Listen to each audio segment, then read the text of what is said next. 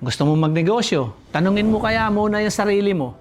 Handa ka bang gumising na umaga at matulog ng gabing-gabi na? Handa ka bang magsakripisyo ng luho at saya? O baka naman gusto mo lang ng madali ang pera? Ang negosyo, hindi yan para sa mahina ang loob.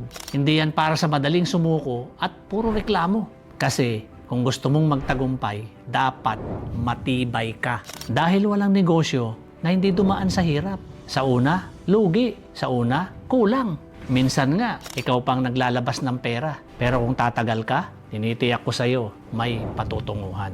Kung sisimulan mo at hindi ka titigil, may resulta. Kaso, karamihan, maraming gustong magnegosyo, pero tamad. Gusto ng kita, ayaw namang mag-effort. Gusto ng milyon, ayaw namang magbanat ng buto. E paano ka aasenso kung ayaw mong sumugal?